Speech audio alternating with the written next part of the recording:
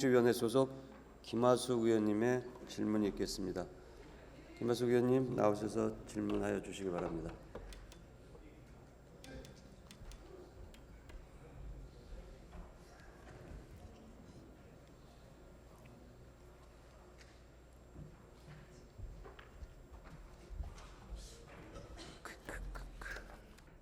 존경하는 신은철 의장님과 선배, 동료 의원 여러분, 박원순 시장님과 조희연 교육감님을 비롯한 관계 공무원 여러분, 저는 더불어민주당 비례대표 보건복지회 소속 김하숙 의원입니다.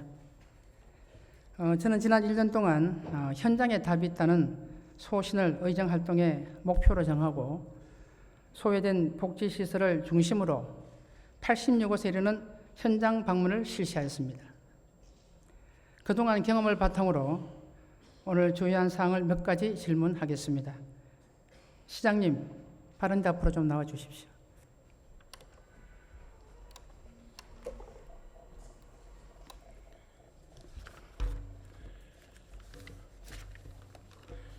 의원님 나오시는데 화이팅 하시고 하시네요. 네. 네. 작년 10월 27일에 서울시청 광장에서 시장님께서 복지시장이 되시겠다고 천명하셨습니다. 기억나시죠? 뭐 이미 제가 취임할 때부터 그렇게 예, 한번 좀 화면을 좀 보시기 바랍니다. 미래 복지 비전의 세세한 내용들을 우리 박원순 서울시장님께서 여러분께 직접 소개를 해드리는 시간입니다. 박원순 서울시장님 다시 무대로 복지 특별시장 박원순입니다.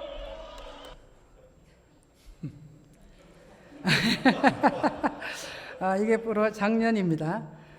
본 의원도 그 자리에 있었고 우리 또 보건복지원장님도 같이 있었는데 저도 시장님의 그 정책에 적극 지지하고 또 공감합니다. 다음 화면 좀 비춰주시죠. 민선 6기 2014년도 서울시 복지 예산은 6조 8,425억 원이었습니다. 민선 7기 2019년도의 복지 예산은 11조 1,574억 원으로 4조 3,149억 원이 늘어났습니다. 하지만 이 예산을 바탕으로 사업을 수행하는 실국들의 상황은 어떻습니까? 본 의원이 확인한 바로는 2014년도에는 서울시 복지 분야 소관 부서가 여성가족정책실, 복지건강실 2곳뿐이었습니다. 현재는 여성가족정책실, 복지정책실, 시민건강국으로 분리되었습니다. 2014년도 여가실 인원은 160명, 복지건강실 현원은 278명으로 총 438명이었습니다. 복지 예산이 대폭 증가된 현재의 각 부서의 인원을 보면 여가실이 162명, 복지정책실이 155명, 시민건강국은 158명으로 총 475명입니다.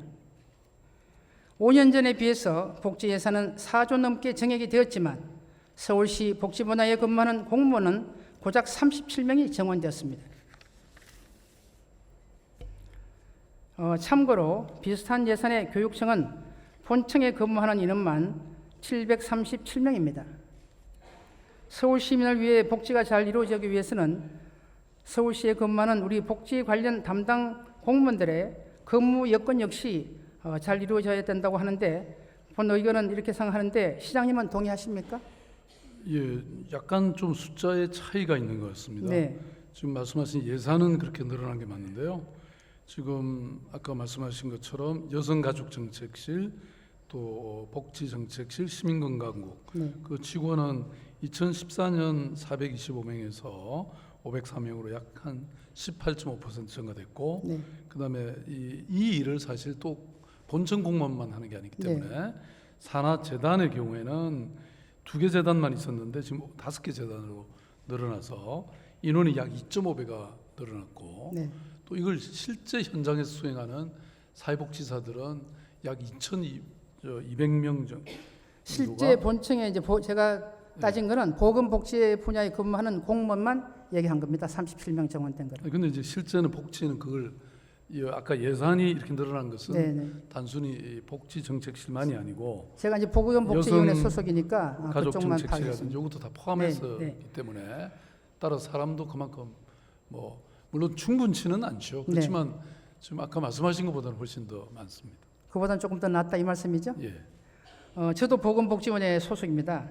여러분도 다 아시겠지만은 우리 보건복지위원회가 이미 경무부서로 소명이 났습니다. 마찬가지로 복지소관부서도 마찬가지입니다. 서울시에서 그 제공한 자료에 따르면 가장 비선하는 부서가 복지정책실과 시민건강국 소속의 은평병원, 서북병원, 늘 단골 손님으로 등장하고 있습니다.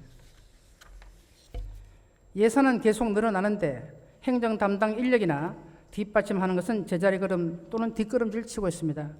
제가 한 예를 들어서 말씀드리겠습니다. 한 예로 65세 이상 서울의 140만 노인을 담당하는 어르신 복지과의 경우 현재 인원은 5월 말 기준 23명 뿐이고 평균 근무기간은 18.6개월입니다. 복지정책이 원만하게 잘 이루어지기 위해서는 예산과 사업, 그 내용과 그리고 담당 인력이 정원되어야 됩니다. 이 3박자가 맞아야지 신바람 나는 복지정책을 펴나갈 수 있고 효과도 극대화된다고 본 의원은 생각합니다. 시장님 생각은 어떠십니까? 뭐 당연한 말씀이신데 아까도 말씀드린 것처럼 그러니까 이제 저는 본청하고 또 산하기관이 만들어지면 그 이중적으로 일할 필요는 없다.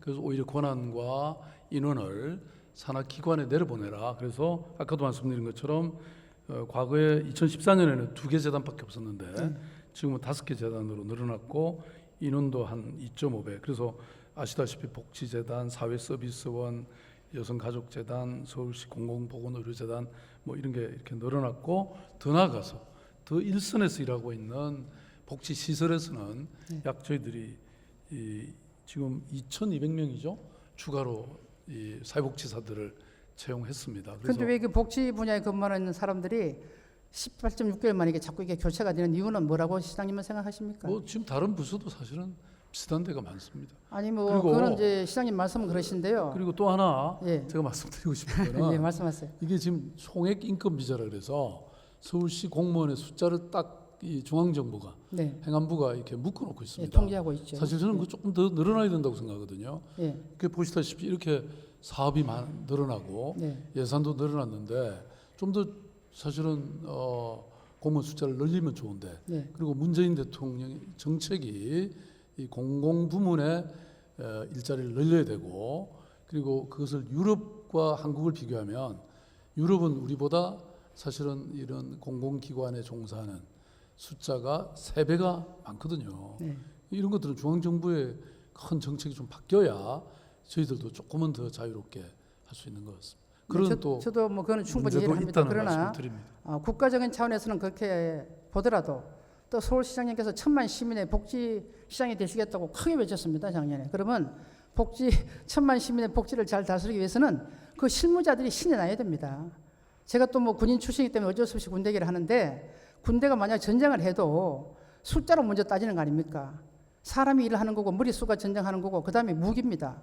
그러면 숫자가 맞지 않으면은 복지시설은요 그냥 그거에 그칠 뿐이에요. 제가 이제 1년 동안 그 보건복지위원회 활동을 하면서 정말 현장에 가보면요 시장님이 뭐 잘 아시리라고 저는 생각합니다만은 제가 어떤 재단은 2-3번씩 막 갑니다. 가서 보면은 정말 시장님이 모르시는 그 사각지대도 있습니다. 제가 이런 말씀드리면 정말 죄송한데 한번 좀 이제 현장을 뭐 많이 가시는 걸 저도 알고 있습니다. 그러나 가장 열악한 현장은 저는 정말 많이 갔습니다. 가면은 제가 정말 보건복지위원회 소식이 잘 됐구나 하는 이런 이제 가슴 뿌듯한 것도 사실 느꼈습니다. 그러나 제가 가장 가까이 있는 서울시청에 복지본부에 근무하는 공무원들이 이 사교가 저하된다는 것은 상당히 문제가 있다고 저는 생각합니다. 시장님이 조금 더 노력하시면은 아마 정원이 되지 않을까 하는 생각을 당연히 합니다. 노력은 할 텐데 예. 지금 아마 조직 담당관을 언제 예. 한번 불러서 네. 얘기를 들어보시면 아시겠지만 늘려달라는 데는 너무 많고 열 손가락 안 아픈 데가 없는데 그렇죠. 네. 뭐 그렇게 다 해드리면 얼마나 좋겠습니까만은 지금 현재 상황이 그렇다는 말씀을 드리고 네. 또 실제로 뭐 이 숫자는 아까 말씀하신 것보다는 좀 차이가 있다는 말씀이죠. 훨씬 저희들이 네네. 노력했고 예. 실제 그 뭐 찻동 같은 경우도 네. 그게 성공 이유는 저희들이 공무원 숫자를 대폭 늘렸기 때문에 사회복지사의 숫자를 확 늘렸거든요. 그렇죠. 예.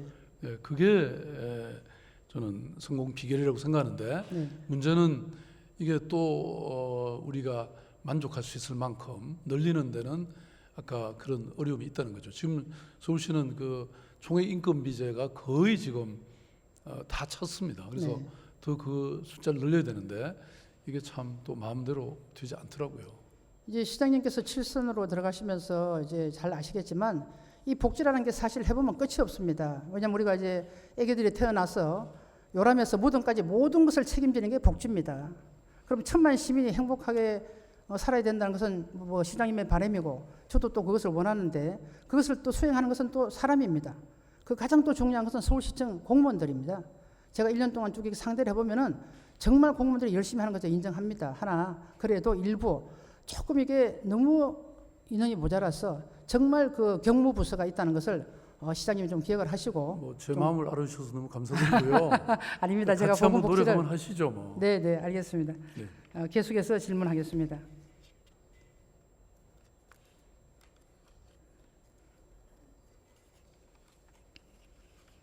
본 의원이 작년 9월 임시의회 때 복지 상황 지도의 필요성을 언급한 적이 있고 그 이후에 6개월이 지나서 최근에 완성된 서울시 맞춤형 복지 상황 지도입니다.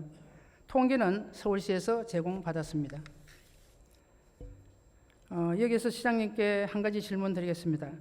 아까 시장님도 뭐 통계에 약간 오류가 있다고 말씀을 하셨는데 시장님께서는 이 통계가 어느 정도의 신뢰성이 있다고 생각하십니까? 글쎄요, 뭐 지적을 한번. 이거는 해주십시오. 작년에 노인 폐지 주는 그 자치구별 현황입니다. 2018년 기준입니다.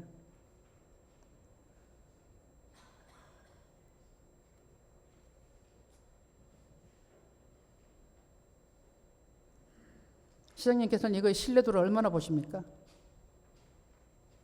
그래서 제가 파악하기로는 이 노숙인 조사는 네, 그 이른바 PIT라고 하는 방식으로 네, 네, 이 전 세계 다른 도시들, 예컨대 뉴욕이나 예, LA나 이런 도시가 하는 것처럼 똑같이 네, 진행한다고 들었습니다. 네, 그러니까 이 말하자면 매년 계절별로 동일한 지점, 동일한 시간대 이렇게 조사를 하고 네. 그리고 제가 지시를 하기를 서울에 있는 노숙인들은 전부 데이터베이스화 해라. 네, 그러니까 새로 나타나면 새로운 사람을 등록하고 왜냐하면 이제 서울시의 지금 노숙인 정책은 사실 뭐 굉장히 강화돼 있거든요. 네. 그래서 제가 겨울에도 한 명도 얼어 죽는 사람이 없게라. 그러니까 단순히 서울역, 영등포역만이 아니라 공원이라든지 이런 쪽에 있는 사람들까지 전부 파괴된다. 이렇게 해서 아마 데이터베이스화돼 있기 때문에 대체로 저는 이게 바른 게 아닌가 싶은데요. 거의 다 맞다고 보시는 모양인데요. 네. 그런데 실제 상황은 그렇지 않습니다. 본 의원이 이 자리에서 하고 싶은 이야기는 제가 이제 현장을 여러 번 가봤고 또 통계라는 것이 항상 이제 그렇죠. 저희가 믿으면 끝없이 믿어야 되고 또 수치가 맞지 않으면 많이 안 맞는데요. 서울시에서 내는 통계 자료를 저희도 자료를 많이 받습니다. 받으면 이게 진짜 작년 기준으로 연말 기준, 또 금년 6월 기준, 또 연말 기준. 제가 이제 복지 지도 만들 때도 한 6개월 이거 자료를 봤는데요. 작년 12월 기준으로 자료를 받아가지고 제작하는데 한 4개월 걸렸습니다. 제가 이제 빠른 시간 내에 시장님 방에도 그 복지 상황 지도를 갖다 드리겠습니다만은 차이가 너무 크다는 것을 제가 말씀을 드립니다. 아니 그러니까 어떤 게 틀렸다고 보십니까? 그 노숙자 현황인데요. 노숙자 숫자가 지금 맞지 않습니다. 노숙인이 저기 자료에 보면 예. 전체가 3,413명으로 네. 금년 5월에 조사가 현재 됐는데요. 서울 거리 노숙인이 고장 이제 표에 보시면 691명이라고 나와 있습니다. 네. 그거는 저는 맞지 않는다고 생각합니다. 691명 넘습니다. 어떻게 조사하셨어요? 어떻게 주장하시겠느냐? 제가 서울역으로부터 해서 쪽방촌 쭉 다 가봐서 그때 이게 눈에 발견되는 것만 해도 몇백 명이 됩니다. 제가 지금 거주지가 쪽방촌에 강동구인데 있는 사람은 아마 물론 거리 노숙인도 있겠지만 그 거리 노숙인과 시설 노숙인도- 노숙인은 다르죠. 예. 아니 시설에 있으면서 또 뭐 이제 그 시간에 현장에서 나와서 눈에 보이면 이제 체크를 해서 숫자를 파악하겠죠. 그런데 그 수치가 맞지 않다는 겁니다. 그 의원님은 눈으로 이렇게 보시기에 예, 눈으로 제가 확인해가지고 691명보다 좀 많아 보인다. 그렇죠. 그보다 훨씬 많습니다. 글쎄요, 제가 그래도 공무원들한테 직접 불러서 답도 받았습니다. 시장님 다시 한번 확인해 보십시오. 네, 확인은 다시 한번 네네. 해보겠습니다. 네. 앞으로도 마찬가지입니다. 통계가 잘못돼서 숫자가 잘못된 것은 사실 있을 수 없습니다. 그러나 제가 하고 싶은 말씀은 통계의 오류가 지속돼서는 안 됩니다. 어느 선에서 이것이 딱 단절이 돼서 정말 믿을 만한 통계가 나와야지 계속 이런 식으로 숫자만 노름하면은 이거는 보건복지가 저희들이 할 의무가 없습니다. 그리고 한다 했죠. 그 보람이 없습니다. 물론 서울시장님께서 바쁘시니까 일일이 뭐 노숙인이나 뭐 시설이나 다 가서 확인하지는 못하시겠지만 물론 그분들이 행복하면 저희도 행복합니다. 제가 이제 특히 보건복지에 와서 참 가슴 아픈 거는 여러 가지 문제가 많지만은 시장님이 원하시는 만큼 그 복지 예산이나 이 모든 것이 실무자들한테 또 자기가 필요한 사람한테 전달되지 않습니다. 전혀 안 되는 건 아니고 프로테이지로 말씀드리면은 한 50%도 전달이 안 됩니다. 그래서 저는 끝없이 현장을 방문합니다. 그러니까 의원님, 제가 네. 보기에는 어쨌든 저희들은 네, 두 가지 조사 방식. 네, 네. 하나는 일정한 시기에 시간에 나오는 일정한 사람들. 장소에 네, 네. 그것을 매년 하고 있는 조사가 똑같은 있고, 시간에. 네. 그다음 또 하나는 더 근본적으로 데이터베이스화해서 우리가 이제 뭐 현장에 이 예컨대 진료 팀도 나가 있고 이런 사람들이 전부 계속 새로운 사람이 오면 업데이트해 가면서 그 사람의 질병은 뭔지 이런 걸 다 찾고 있는데 네. 그래서 저는 요 노숙인 숫자는 대체로 그렇게 되면 정확도가 높을 거라고 생각하는데 지금 의원님은 돌아다녀 보면 저 691명보다는 좀 많다고 제가 한 달 그러니까 전에 우리 눈으로 보시는 건데. 보장을 드리고 노숙인과 아침에 이제 식사 대접하는데 제가 배식하러 나갔습니다. 아까 뭐 사진 나왔지만 딱 그날 가니까 아침 식사가 조식이 200명분이 준비되어 있습니다. 근데 어디 가셨습니까? 구세군이 운영하는 그 시설 노숙인 거리 노숙인 아침 식사 제공하는 데가 있습니다. 거기를 갔는데 딱 200명분을 준비했는데 식사를 제공하다 보니까 20명이 모자라요. 밥이 모자라니까 반찬도 당연히 모자라죠. 또 그리고 그날은 특식이 있어가지고 바나나도 하나씩 줬어요. 근데 딱 숫자를 200명하고 20명은 돌아갔습니다. 물론 그분들이 식사가 한 끼에 제가 파악하기로는 한 2,500원 정도가 된다고 합니다. 근데 그 일주일에 한 번씩 이제 배식을 하는데 그 20명은 아침을 못 먹고 그냥 돌아갔어요. 예를 든다면. 그럼 그런 사람들이 아침 먹으러 오는 사람만 그런데 각 구별을 하면 이게 엄청나죠. 물론 이제 구에다가 지시하셔가지고 또 이게 파악하는 것도 있더라고요. 네, 뭐 저희들이 한번 다시 다시 한번 엄밀히 한번 조사를 파악을 해보겠습니다만 하셔가지고 제가 보기에는 대체로는 네. 저는 맞지 않을까. 하여튼 가능하면요 노숙인은 숫자가 주는 것이 가장 저희가 바람직한 거죠. 아니 실제로 시장님이나 전에 저렇게 그 통계학적으로는 지금 줄고 있습니다. 아니, 통계적으로는. 어림짐작으로 저렇게 만들었을 리는 없지 어림짐작이 않습니까? 아닙니다. 저는 현장에 가봤습니다. 아니 그러니까 현장에 동시에 얼마나 다 있는지를 알겠습니다. 하여튼 시장님 계속 관심 가져주시고 알겠습니다. 보건복지 쪽으로 신경을 써주시길 부탁을 드립니다. 그러겠습니다. 수고하셨습니다. 자리에 들어가셔도 좋습니다. 네.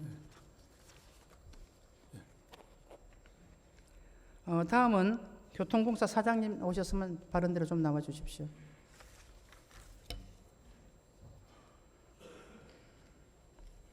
예, 서울교통공사 사장 김태호입니다.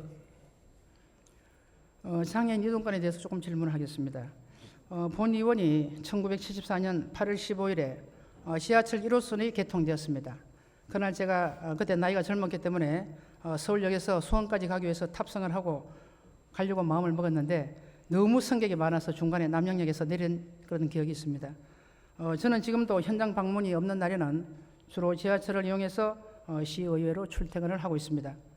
45년이 지난 지금도 그때나 다름없는 변하지 않는 안내 방송이 나오고 있습니다. 사장님 한번 들어보십시오. 이 역은 승강장과 열차 사이가 넓으므로 내리고 타실 때 조심하시기 바랍니다. 요즘은 더 나아가서 이런 방송이 나옵니다. 발빠짐 주의, 발빠짐 주의, 발빠짐 주의. 제가 왜 이걸 흉내를 내냐면요. 제가 주로 뭐 8호선, 5호선, 2호선을 타고 출퇴근을 합니다. 근데 이 지하철이 개통된 지가 45년이 지났어요. 근데 진짜 사장님, 이 정도밖에 안내 방송 못 하십니까? 이게 말이 됩니까 지금 이 시대에? 아니 제가 좀 설명을 좀 드리겠습니다. 네, 설명하십시오. 예, 저희가 승강장의 그 간격이 넓은 역에 대해서는 저희 홈페이지 그 다음에 또따 지하철 앱 이런 데다가 어느 역에 어디 위치가 가장 간격이 좁다 하는 걸 이제 올려놓았습니다. 그래서 네. 이제 장애인들이 집에서 출발할 때 내가 어느 역에 가서 내릴 지하철을 건지, 탈 때 어느 위치에 가면 가장 간격이 좁겠다 하는 걸 네. 알 수 있게 했고요. 네. 1년에 이제 한 2번 정도 장애인 단체에다 저희가 역별로 그런 상황을 전달해 드립니다. 아울러 이제 역에 오시면은 네. 반드시 엘리베이터를 이용하게 됩니다. 그럼 엘리베이터 안에 이 역에 타시는 곳 중에 어느 위치가 가장 간격이 좁습니다 하고 안내를 하고 있습니다. 그래서 저는 그 방송을 들어본 적이 없는데. 아니, 그거는 이제 부착을 해놨습니다. 딱 그 휠체어 타시면 타시는 앞에 분들, 볼 수 있도록 그렇게 해놨다 엘리베이터 이거죠? 안에. 네, 그러면 네. 이제 그 위치에 가서 타시면 네. 됩니다.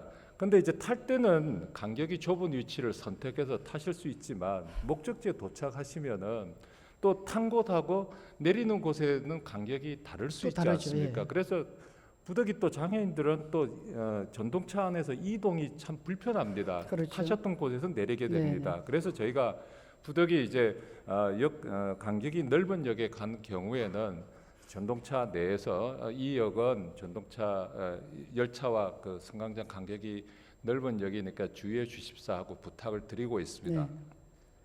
아울러 지금 이제 의원님께서 말씀하셨던 발빠짐 주의는 저희가 작년부터 실시를 했습니다. 그게 이제 영국의 그 영국 런던 지하철이 네. 굉장히 간격도 넓고 단차도 심해서 가면은 이제 늘 마인드갭 이런 방송을 이제 하고 있는데 저희도 여러 가지 안내문을 바닥에도 부착하고 벽에도 부착했지만 스마트폰을 많이 이용하고 이래 막고 있기 때문에 안 느끼죠. 잘 안 느끼죠. 그래서 이제 발빠짐 주의라는 그런 방송을 시작하고서는 실제로 전년 1월에서 5월 말까지 동기 대비해서 올해 1월에서 5월 말까지는 발빠짐 사고가 48% 줄었습니다. 네. 그러니까 방송을 그 발빠짐 주의라고 조금 전에 이제 그 4번 저희가 3번 내지 4번 네, 네. 75개 역에서 하고 있는데 그 방송을 시작한 이후로 상당히 사고가 많이 줄었다 이거죠? 사고가 급격히 이제 48% 떨어졌다. 반 정도 줄었습니다. 그래서 네네. 효과는 분명히 있고요. 네. 저희가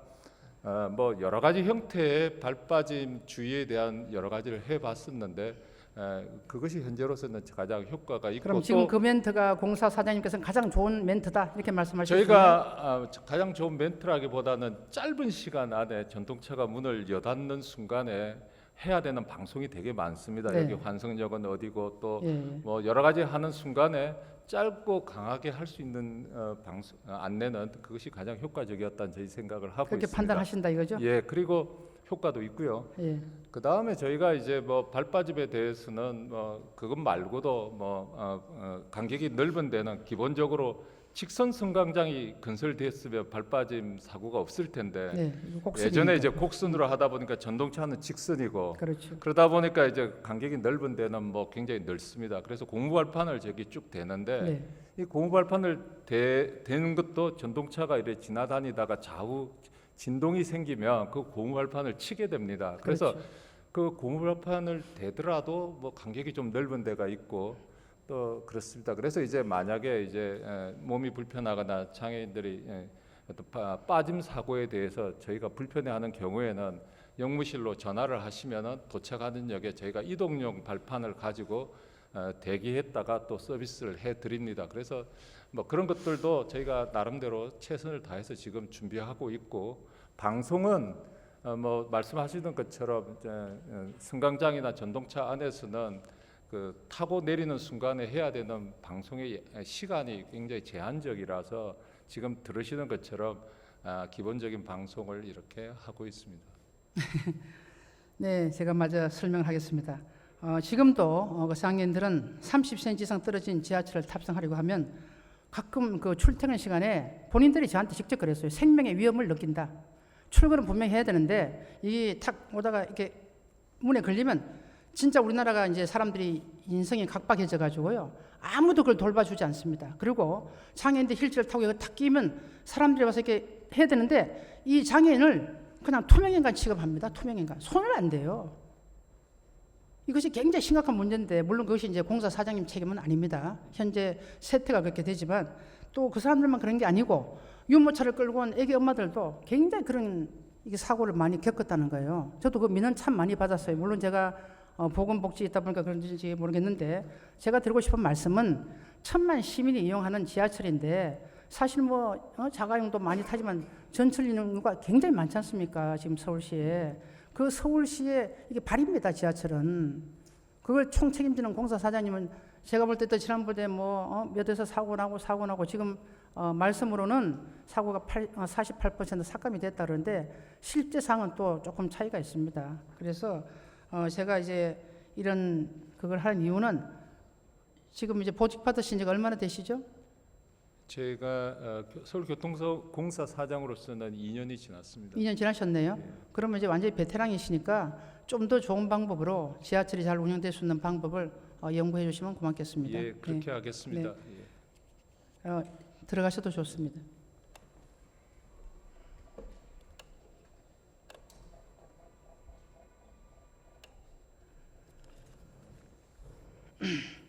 본 의원이 1년 가까운 동안에 의정 활동을 하면서 각자의 사명감을 갖고 묵묵히 임무를 수행하는 많은 공무원들이 있기 때문에 서울시가 발전한다고 저는 생각을 하고 있습니다. 그러나 행정감사나 또는 현안 질의에서 경험한 내용을 보여드리겠습니다.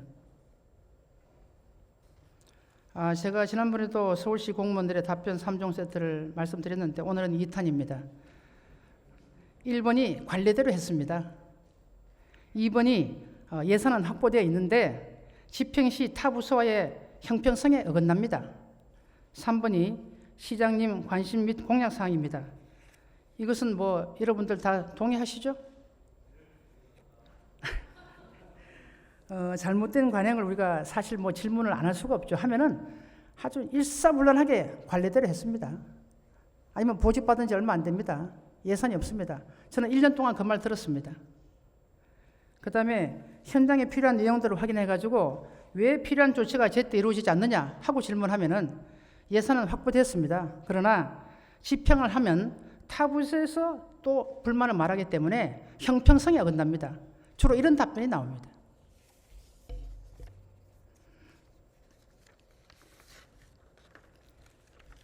참고로 최근 3년간 서울시 전체 예산의 불용액은 연평균 1조 원이 넘습니다.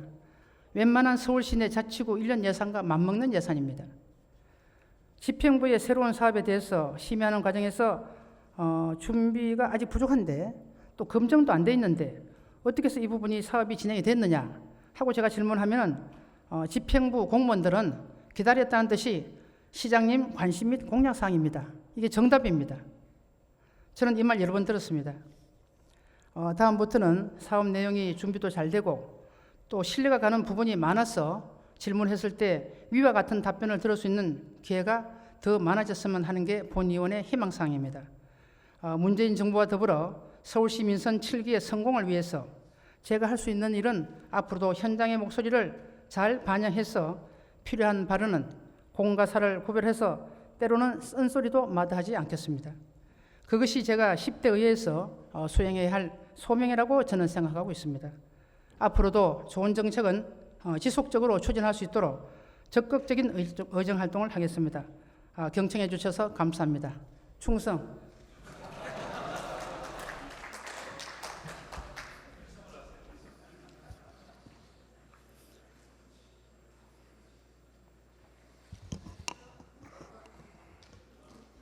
네, 늘 씩씩하신 김하숙 의원님 수고하셨습니다.